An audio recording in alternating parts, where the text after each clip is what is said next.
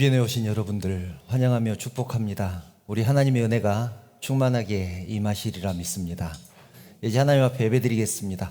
사도신경으로 신앙 고백하시겠습니다. 나는 전능하신 아버지 하나님 천지의 창조주를 믿습니다. 나는 그의 유일하신 아들 우리 주 예수 그리스도를 믿습니다. 그는 성령으로 잉태되어 동정녀 마리아에게서 나시고 본디오 빌라도에게 고난을 받아 십자가에 못 박혀 죽으시고 장사된 지 사흘 만에 죽은 자 가운데서 다시 살아나셨으며 하늘에 오르시어 전능하신 아버지 하나님 우편에 앉아 계시다가 거기로부터 살아있는 자와 죽은 자를 심판하러 오십니다. 나는 성령을 믿으며 거룩한 공교회와 성도의 교제와 죄를 용서받는 것과 몸의 부활과 영생을 믿습니다. 아멘.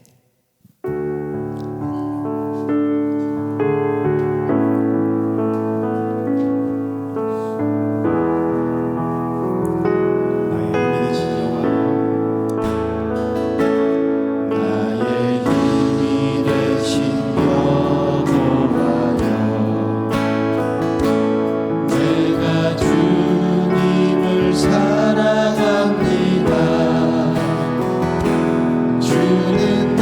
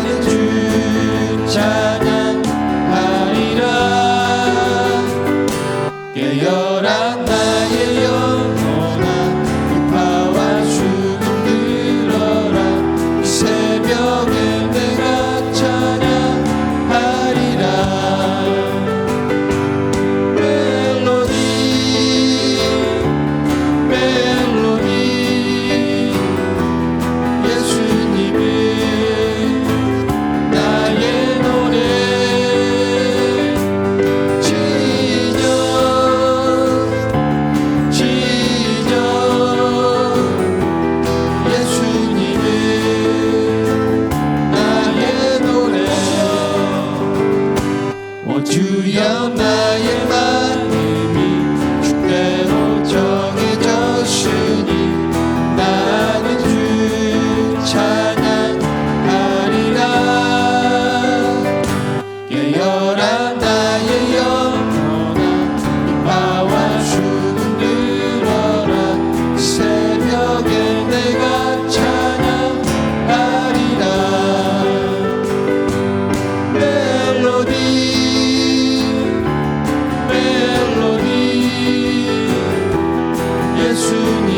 예수님은 나의 노래. 지적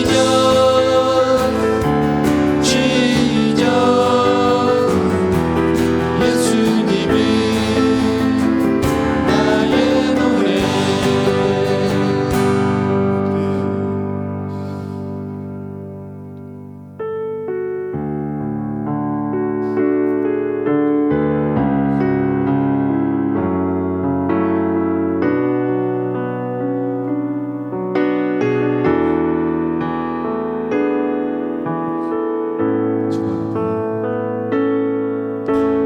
주 발 앞에 무릎 꿇고 그 사랑에 안기네. 어떤 말도 그 어떤 소리도 그 발 앞에서 잠잠해지네.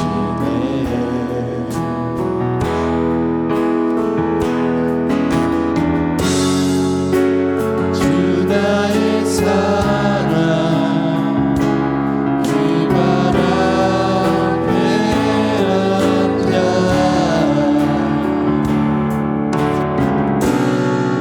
내 모든 기도는 사랑의 노래가 되네.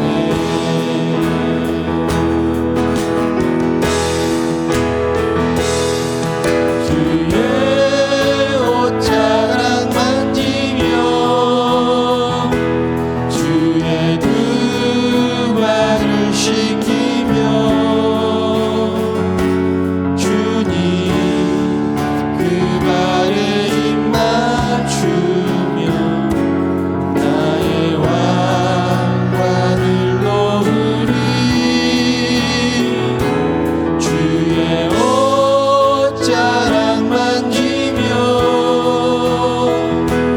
주의 두 발을 씻기며 주님 그 발에 입 맞추며 나의 왕관을 놓으리.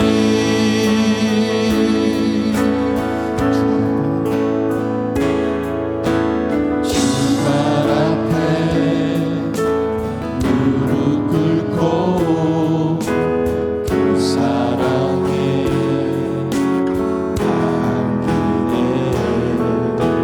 어떤 말도 그 어떤 소리도 그 발 앞에서 잠잠해지네.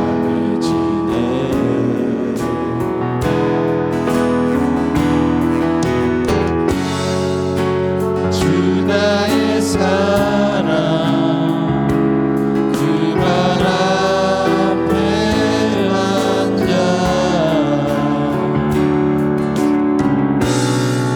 내 모든 기도는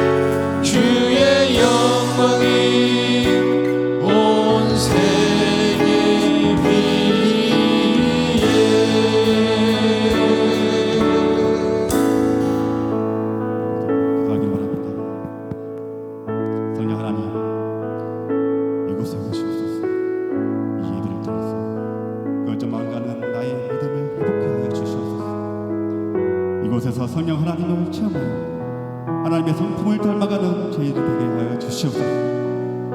목사님이 입술에서 나오는 하나님의 말씀을 듣고 일주일 동안 살아갈 때 큰 힘이 되시고 삶 속에서 승리하는 저희들이 되게 하여 주시옵소서. 이 간절한 마음을 가지고 우리 같이 기도하십니다.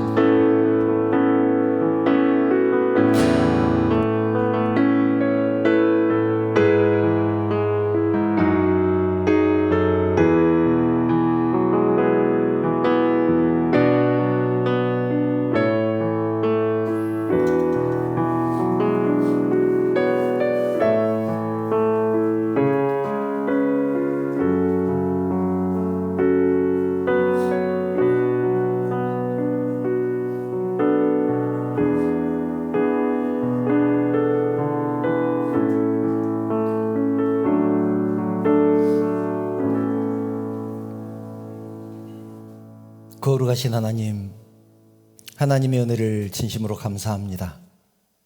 세상 가운데서 저희들을 불러주시고 하나님의 자녀 삼아주신 은혜 진심으로 감사를 드립니다. 또한 지난 일주일 동안도 저희들을 지켜주시고 함께하여 주시고 저희들과 동행하여 주신 은혜 진심으로 감사를 드립니다. 하나님의 은혜를 잊지 않고 살아가는 우리 모두가 되게 하여 주시옵소서. 이 시간 저희들 주님 앞에 나왔습니다. 빈 마음으로 왔습니다. 세상에서 살던 그 모습 그대로 나왔사오니 저희들 이 모습 이대로 받아주시옵소서.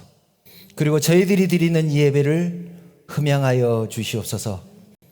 지금 드리는 이 예배가 우리 하나님만을 높여드리는 영광스러운 예배가 되게 하시고 주님을 만나는 시간 되게 하여 주시옵소서. 모든 영광 우리 하나님 받으시기를 원하오며 거룩하신 예수님의 이름으로 기도드리옵나이다. 아멘.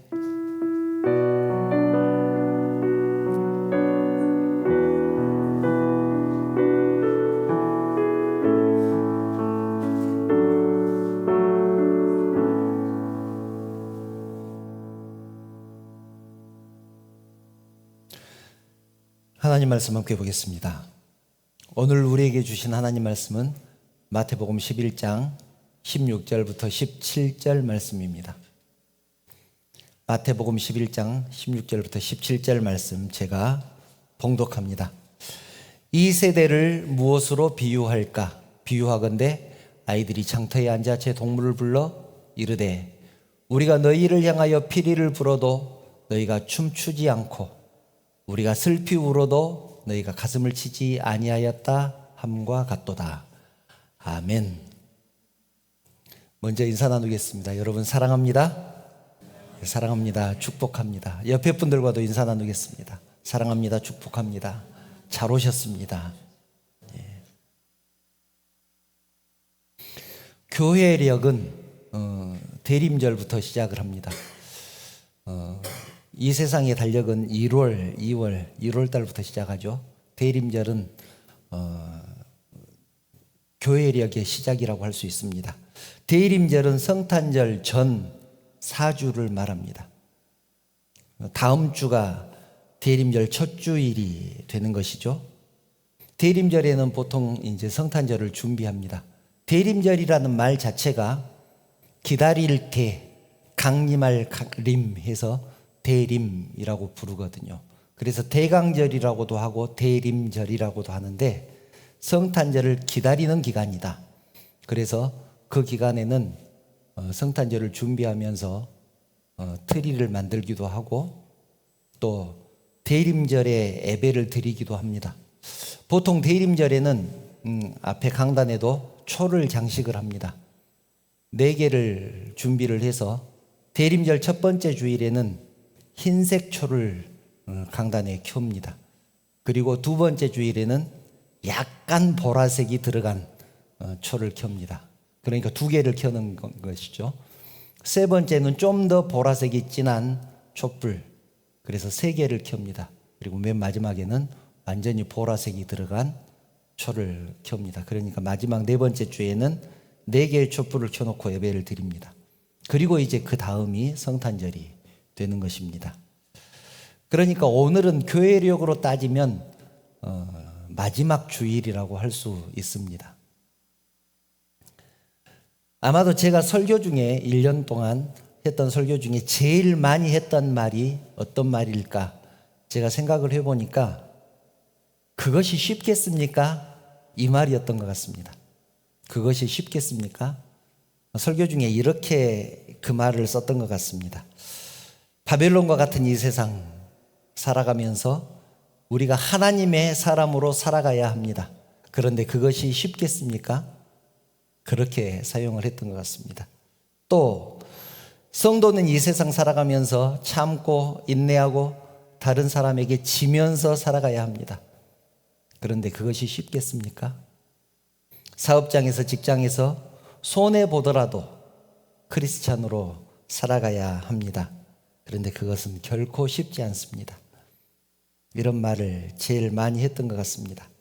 그런데 이 말은 쉽지 않으니 안 해도 된다는 말이거나 그렇게 살지 않아도 된다는 말이 아닙니다.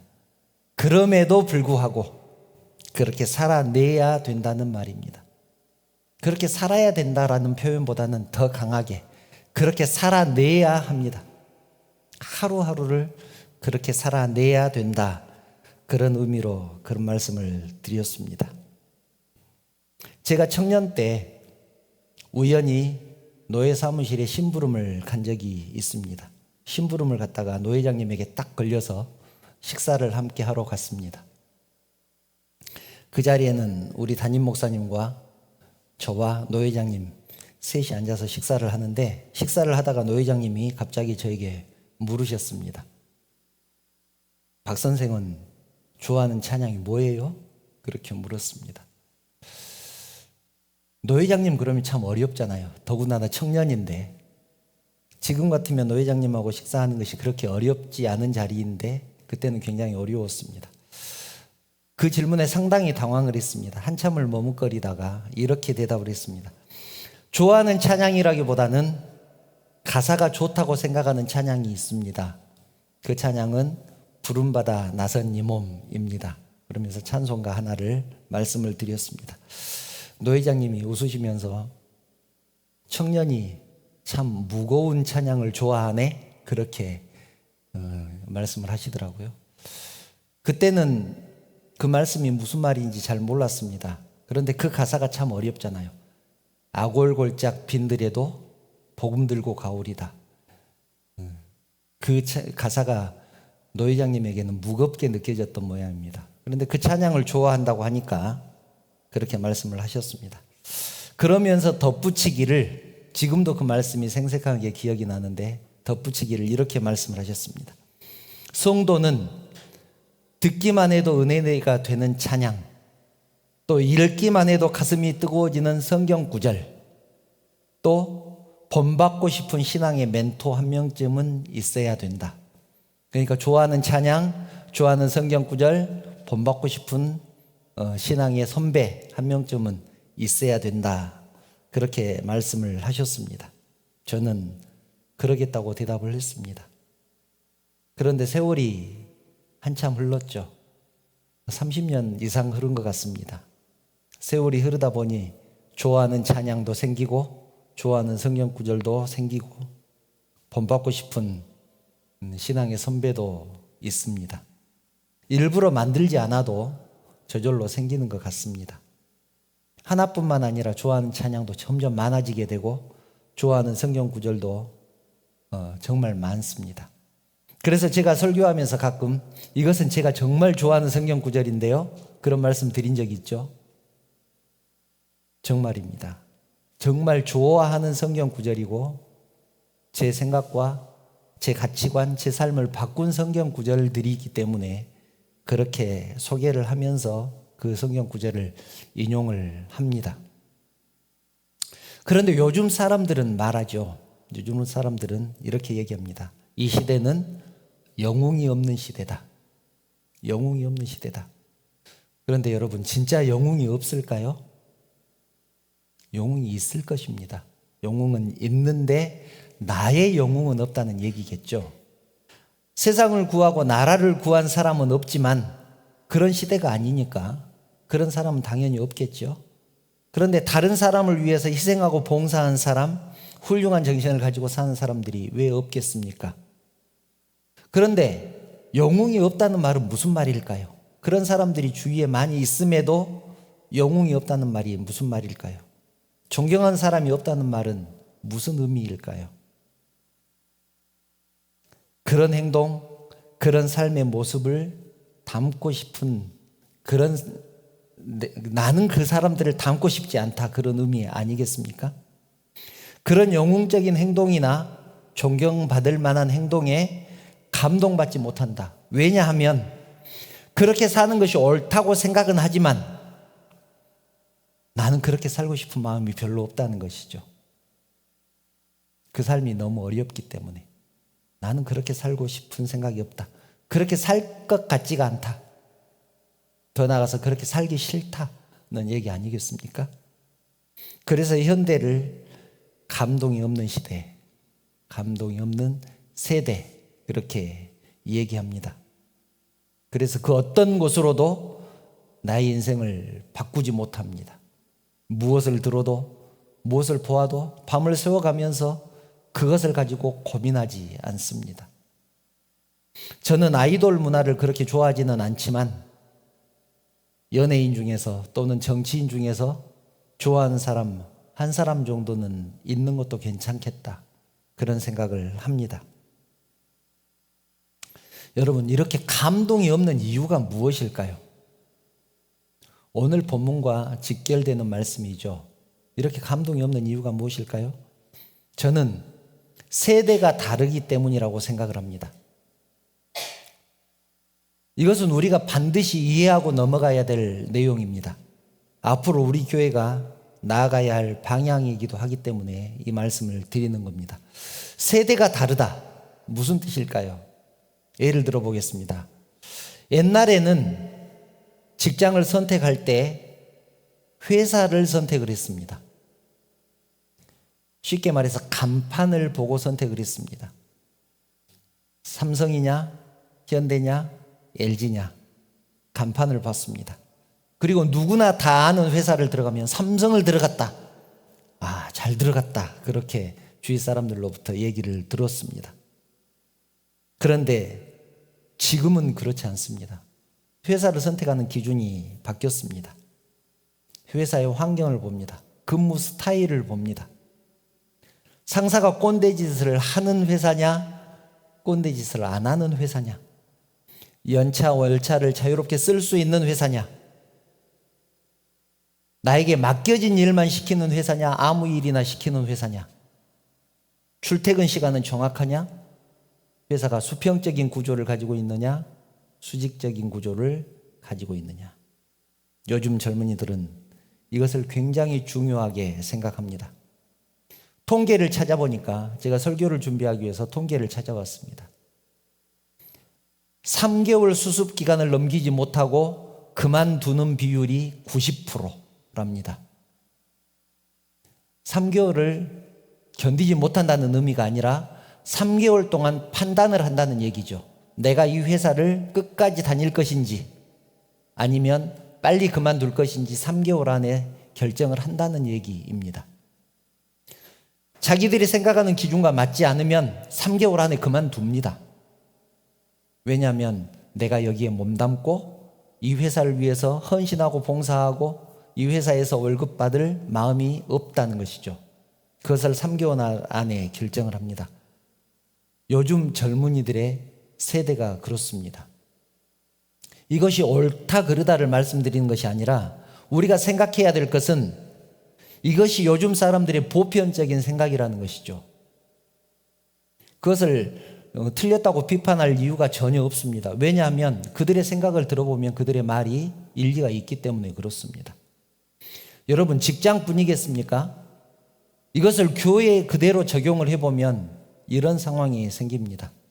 여러분, 수직적인 관계가 싫어서 직장을 그만둔 사람이 나는 수직적인 관계가 싫어, 그래서 이 회사 다 그만 다닐 거야, 그런 생각을 가지고 있는 사람이 교회의 수직적인 문화, 수직적인 관계를 요구하는 권사님, 장로님, 어른들, 이런 분들을 참아낼 수 있을까요?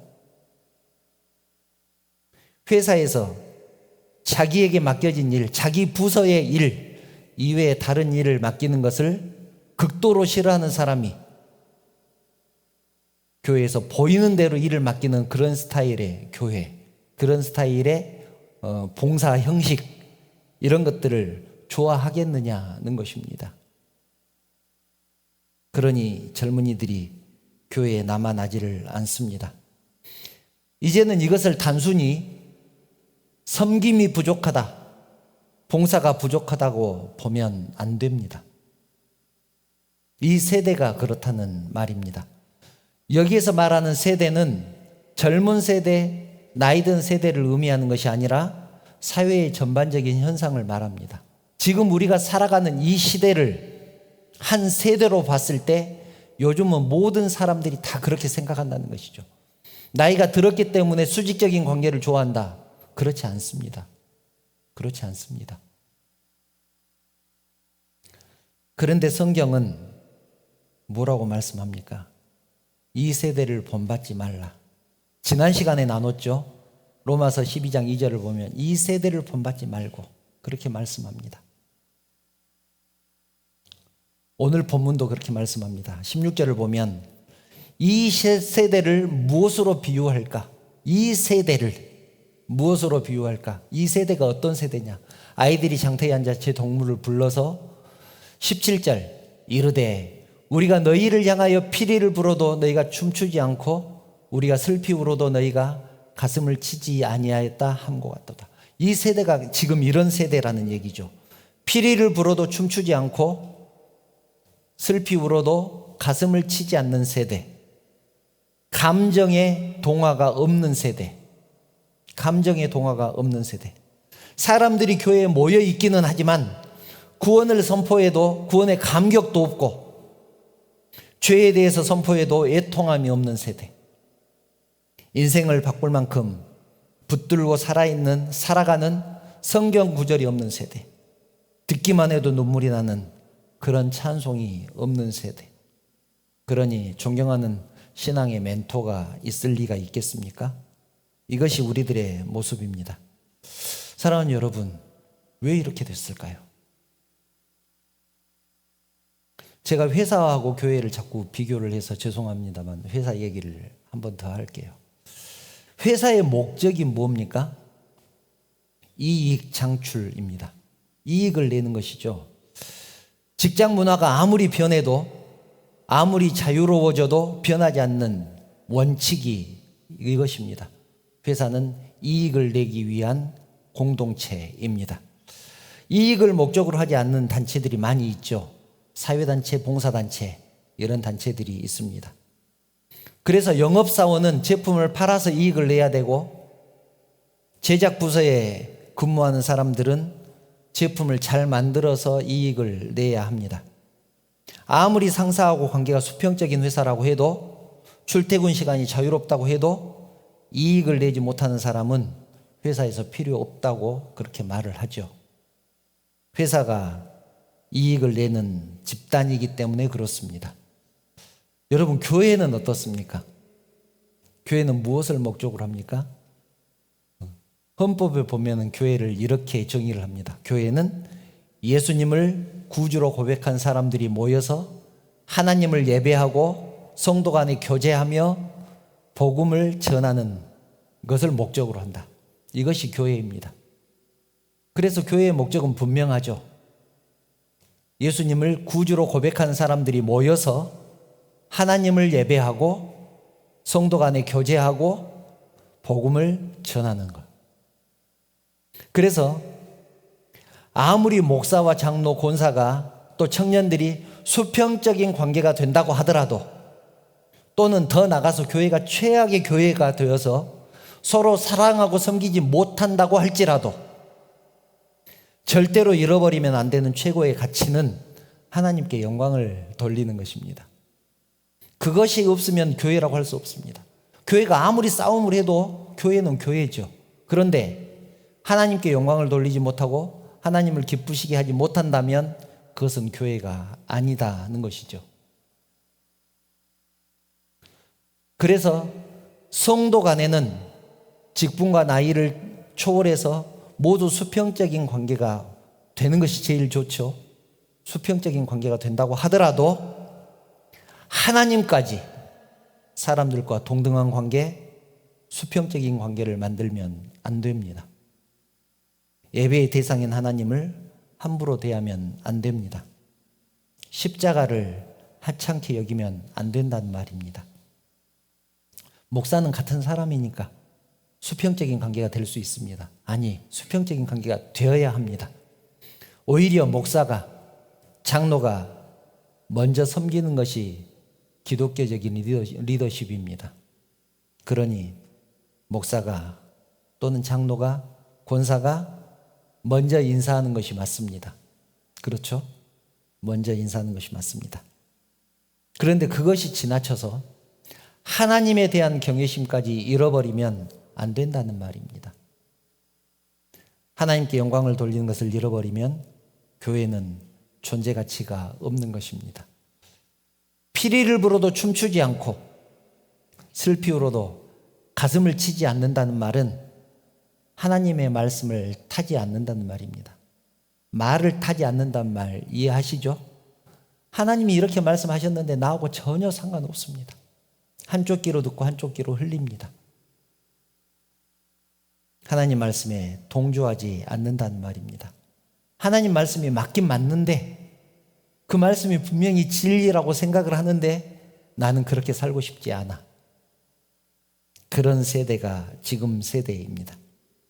하나님 말씀대로 살면 손해보고 때로는 자존심 상하고 때로는 몸도 마음도 피곤하니까 그냥 나 좋을 대로 살겠다는 것입니다. 피리를 불어도 춤추지 않고 슬피 울어도 가슴을 치지 않는 것입니다. 사람은 일정한 때가 되면 모든 일에 권태기를 느낀다고 합니다. 모든 일에 권태기를 느낀다. 친구 사이에도 권태기가 있고 직장 생활에도 권태기가 있습니다. 사랑해서 죽고 못 살아서 결혼한 부부도 당연히 권태기가 있습니다. 권태기가 오면 그럴 때쯤 됐어 그렇게 생각하고 버텨야 되는데 그것을 말로 다 풀어버립니다. 부부가 권태기가 오면 김경일 교수의 강의를 보니까 이렇게 얘기를 하더라고요. 부부가 권태기가 오면 나타나는 현상 1단계가 흉을 본답니다. 남편은 아내의 흉을 보고 아내는 남편의 흉을 보고 처갓집 흉을 보고 시댁 흉을 보고 그렇게 흉을 본답니다. 그것이 권태기 1단계입니다. 권태기의 2단계는 관심이 없어진답니다. 이것은 좀 심각하죠. 남편이 뭘 먹는지, 아내가 뭘 입었는지, 시아버지, 시어머니의 생신이 언제인지 관심이 없어집니다. 보지 않고 살아도 아무 상관이 없는 그런 관계가 되는 것이죠. 말만 들어도 이것은 정말 심각합니다. 그런데 신앙에도 권태기가 있습니다. 교회 생활에도 권태기가 있습니다. 신앙생활에도 권태기가 오면 똑같습니다. 1단계. 다른 사람이 흉을 봅니다. 기회만 있으면 끼리끼리 모여서 수군거립니다. 우리 교회는 그런 분들이 없어서 얼마나 감사한지 모릅니다. 그런데 성경은 그렇게 끼리끼리 모여서 수군거리고 흉을 보는 것을 그러지 말라고 말씀하면서 경고를 합니다. 그렇게 말씀하는 끼리끼리 모여서 흉을 보고 판단하는 이유 첫 번째는 교만하기 때문이라고 성경은 말씀합니다. 야고보서 4장 12절을 보면 이렇게 말씀합니다. 입법자와 재판관은 오직 한 분이시니 능히 구원하기도 하고 하시며 멸하기도 하시느니라. 너는 누구이기에 이웃을 판단하느냐. 이 말씀이 정말 굉장히 제 마음을 이렇게 움직였던 말씀 중에 하나인데 법을 만드는 분과 그 법으로 재판하시는 분은 하나님 한 분뿐입니다. 여기서 마지막에 판단하느냐의 원어는 법률 용어인데 판결하느냐입니다. 너는 누구이기에 이웃을 판결하느냐? 여러분, 판결은 누가 합니까? 재판관이 하죠. 재판관이 합니다. 판사가 합니다. 재판관의 이 판결에 따라서 무죄가 되기도 하고 유죄가 되기도 하는데, 너는 누구이기에 옆에 사람을 유죄로 만들기도 하고 무죄로 만들기도 하느냐라는 말입니다. 우리가 수군거리고 다른 사람 얘기를 하고 뒷담을 까는 것은 그 사람을 판결하는 행위다라는 것입니다. 그런데 하나님이 말씀하시죠. 너는 누구이기에 이웃을 판결하느냐? 다른 사람을 비웃고 헐뜯는 두 번째 이유는 그 사람이 귀하다는 것을 모르기 때문에 그렇습니다. 하나님이 그 사람을 얼마나 사랑하는지 모르기 때문에 그렇습니다. 예수님이 그 사람을 위해서 십자가를 졌다는 사실을 잊어버리기 때문에 그렇습니다. 로마서 14장 4절을 보면 그 부분에 대해서 이렇게 말합니다. 금방 읽은 야고보서 4장 12절과 거의 비슷한 내용인데 로마서 14장 4절을 보면 이렇게 말씀합니다. 남의 하인을 비판하는 너는 누구냐? 그가 서 있는 것이나 넘어지는 것이 자기 주인에게 있음에 그가 세움을 받으리니 이는 그를 세우시는 권능이 주께 있음이라. 성도도 하나님이 세우셨고 장로도 하나님이 세우셨고 권사도 하나님이 세우셨는데 목사도 하나님이 세우셨겠죠. 그를 왜 비판을 하느냐? 남의 하인을 비판하는 너는 누구냐? 하나님이 그렇게 물으십니다. 이 말씀은 본래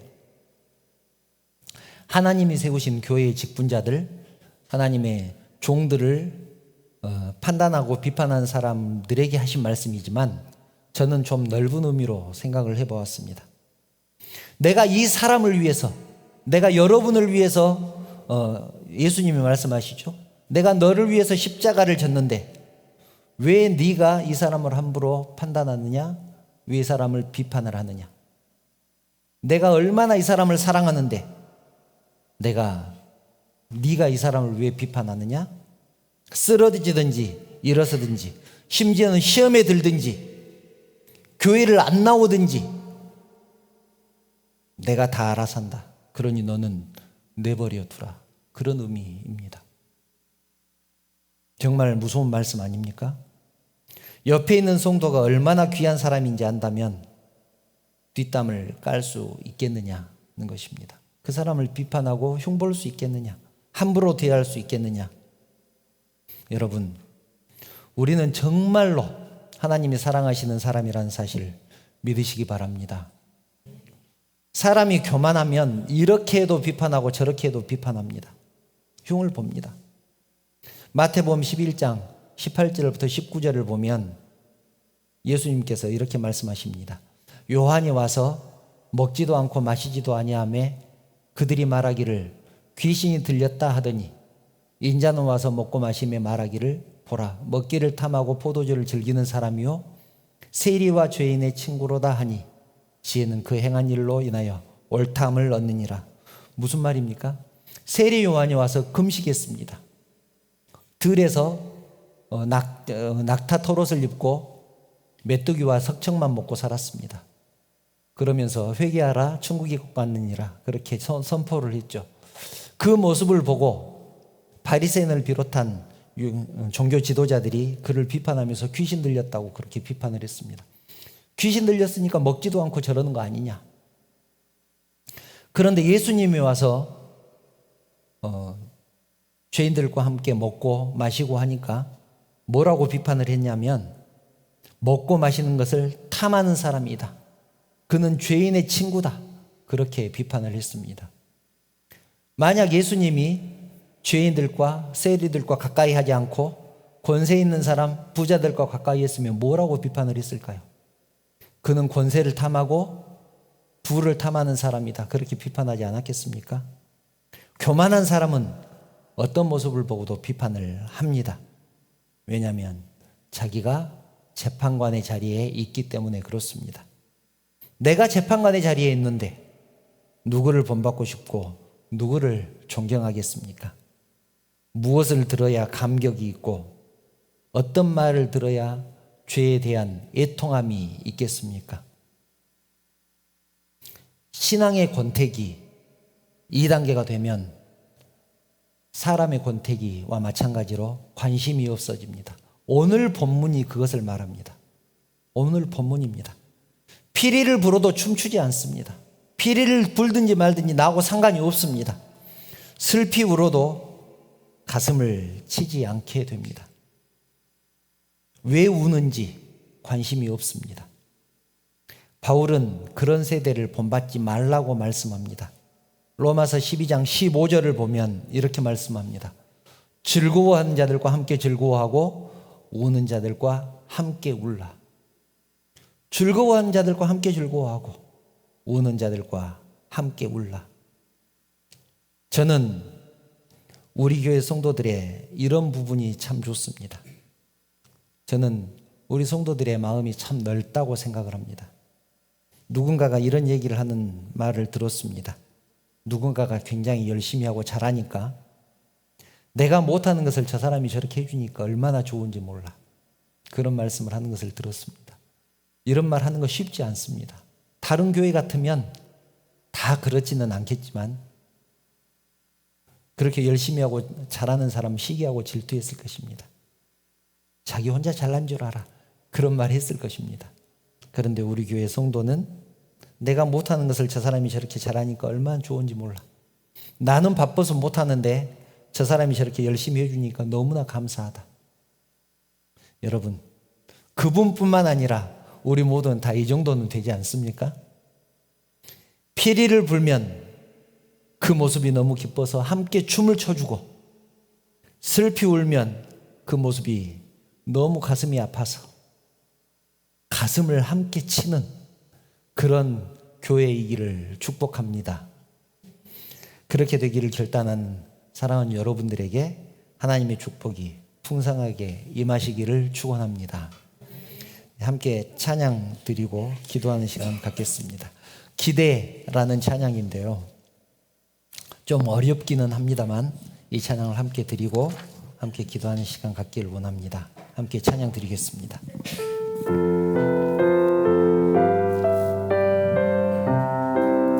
주 안에 우린 하나, 주 안에 우린 하나, 모습은 달라도 예수님 한 분만 바라네. 사랑과 선행으로 서로를 격려해 따스함으로 보듬어가리. 주님 우리 안에 함께 하시니 형제자매의 기쁨과 슬픔 느끼네. 내 안에 있는 주님 모습 보내. 그분 기뻐하시네.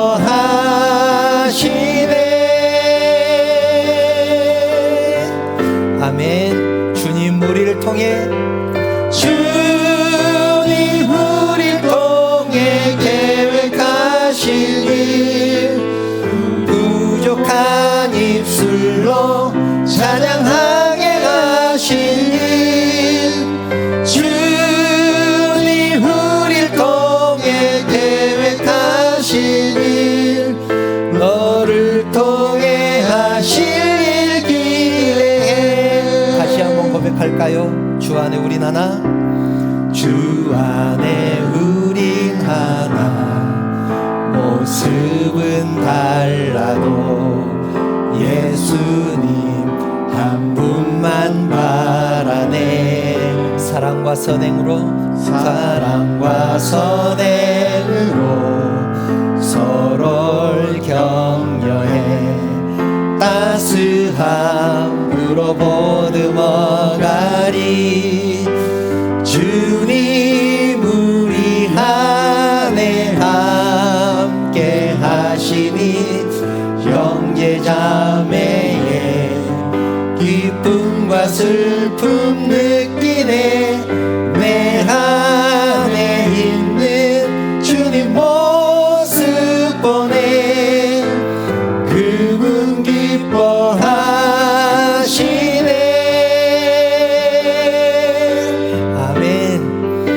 주님 우리를 통해 주님 우리를 통해 계획하신 일 부족한 입술로 찬양하게 하신 일 주님 우리를 통해 계획하신 일 너를 통해 하실 일 기대해 주님 우리를 통해 주님 우리를 통해 계획하신 일 부족한 입술로 찬양하게 하신 일 주님 우리를 통해 계획하신 일 너를 통해 하실 일 기대해 너를 통해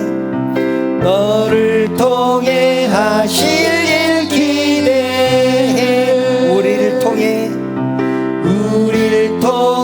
하실 일 기대해.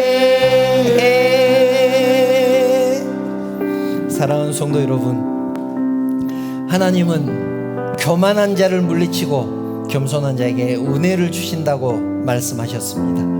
하나님은 우리에게 사랑하라고 또 섬기라고 말씀하시면서 친히 본을 보이셨습니다. 교만한 사람은 절대로 사랑할 수 없습니다. 교만한 사람은 절대로 섬길 수 없습니다. 저는 여러분이 하나님의 은혜의 사람이기를 간절히 바랍니다. 저는 우리 교회가 하나님의 은혜가 넘치는 그런 교회가 되기를 간절히 바랍니다. 하나님이 우리를 통해 하실 일이 무엇이겠습니까? 성령이 하나 되게 하신 것을 힘써 지키는 일 아니겠습니까? 저는 우리 교회가 성령이 하나 되게 하신 것을 힘써 지키는 교회가 되기를 원합니다. 저는 여러분들이 성령이 하나 되게 하신 것을 힘써 지키는 그런 성도가 되기를 간절히 바랍니다. 이 시간 함께 기도하기를 원합니다. 하나님, 나로 인하여 우리 교회가 세워지게 하여 주시옵소서.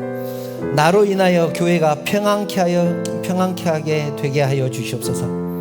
나로 인하여 교회가 기쁨을 얻게 하여 주시옵소서. 피리를 불어도 춤추지 않고 슬피 울어도 가슴을 치지 않는 것이 아니라 이제는 즐거워한 자들과 함께 즐거워하고 우는 자들과 함께 울게 하여 주시옵소서. 이 기도 제목을 가지고 하나님 앞에 기도로 나아가기로 원합니다. 간절한 마음으로 하나님 앞에 함께 나아가겠습니다. 함께 기도하시겠습니다. 하나님 도와주시기 바랍니다. 하나님의 사람이 되게 하여 주시옵소서. 하나님 사랑하고 섬기라고 말씀하신 신이 본을 보이셨습니다. 주님의 뒤를 따르기를 원합니다. 하나님, 교만한 사람은 절대로 사랑할 수 없다고, 절대로 섬길 수 없다고 하셨습니다. 하나님, 낮은 곳에 있게 하여 주시옵소서. 높은 곳에 있기를 원하는 자는 하나님 낮아진다고 말씀하셨습니다. 하나님, 겸손한 마음으로 섬기기를 원합니다. 하나님, 하나님의 은혜의 사람이 되게 하여 주시옵소서. 하나님, 성령의 하나님 앞에서 힘써 지키는 우리 모두가 되게 하여 주시옵소서. 하나님, 간절히 기도합니다. 아버지 도와주시옵소서. 인도하여 주실 줄 믿습니다. 함께 주시옵소서.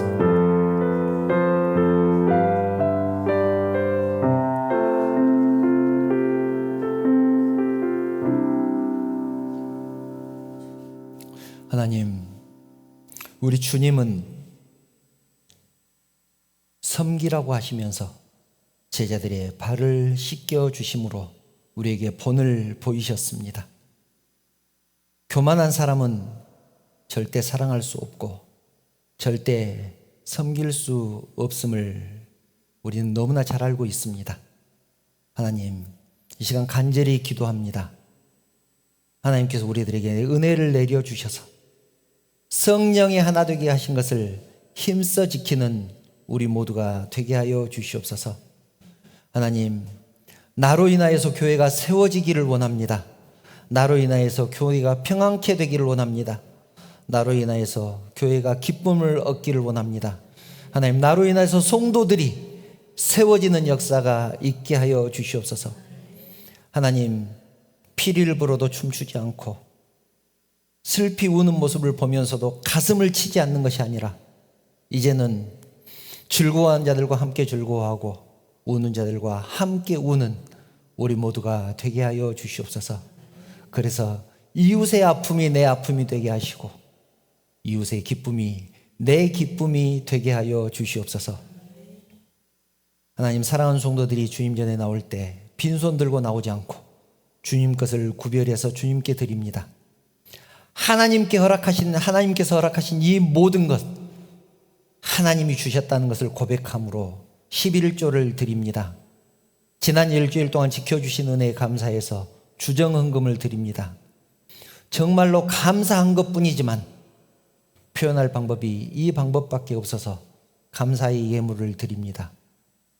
또한 여러 가지 제목으로 드린 예물들 우리 하나님께서 연락하시고 받아주시옵소서. 드린 심령들을 축복하여 주시고 그 가정을 축복하여 주시고 무엇 하나 부족함 없게 하시고 하는 일마다 형통케 하심으로 감사의 조건들이 더욱더 많아지게 하시고 거둘 것이 많게 하셨던 하나님께서 드릴 것도 많도록 우리 하나님께서 축복하여 주시옵소서. 사랑하는 성도들이 또 세상을 향해서 나갈 것입니다. 세상 가운데서 주님 십자가 붙들고 승리하는 사랑하는 성도들 되게 하여 주시옵소서. 모든 영광 우리의 삶을 통하여 받으실 줄 믿사오며 걸어가신 예수님의 이름으로 기도드리옵나이다. 아멘. 교회 소식 말씀드리겠습니다. 주일 예배 오신 성도님들 환영하며 축복합니다. 또 영상을 통해서 예배하는 성도들에게도 하나님의 은혜가 동일하게 임하시리라 믿습니다. 다음 주일은 대림절 첫 번째 주일입니다. 대림절을 준비를 해야 될 텐데요. 성탄절을 준비하는 마음으로 다음 주 토요일, 돌아오는 토요일에 성탄 트리를 장식하려고 합니다. 오후 3시부터 성탄 트리를 장식을 할 것이고 트리가 마친 후에 교회 청소를 함께 할 것입니다. 바쁘시겠지만 이번 주일은 꼭 시간 내셔서 토요일 날 함께 나오셔서 성탄 트리를 함께 장식하면 좋겠습니다. 날씨가 추워집니다. 감기 걸리신 분들이 아까 예배 전에 보니까 좀 몇 분 있으신 것 같더라고요. 건강에 유의하시기를 바랍니다. 혹시 다른 광고 또 있으실까요? 다른 광고 없으시면 찬송가 54장 찬송하신 후에 축도로 예배 마치겠습니다.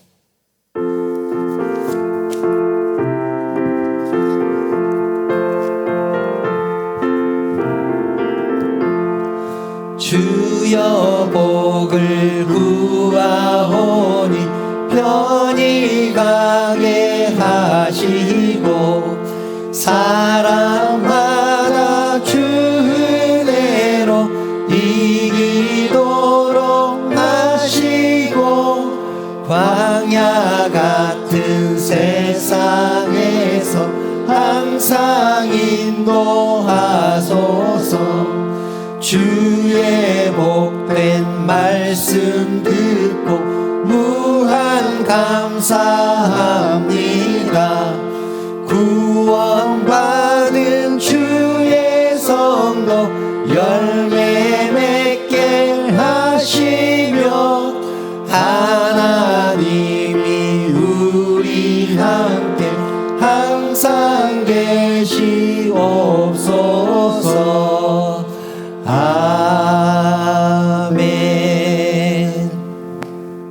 우리 주님 예수 그리스도의 은혜와 하나님의 사랑과 성령의 교통하심이 성령이 하나 되게 하신 것을 힘써 지키기 위하여 우는 자들과 함께 울고 즐거워하는 자들과 함께 즐거워할 것을 결단하는 사랑하는 성도들 머리 위에 그 가정과 자녀들 위에 하시는 사업과 직장 위에 그리고 섬기는 우리 언약교회 위에 지금부터 영원토록 함께 있을지어다.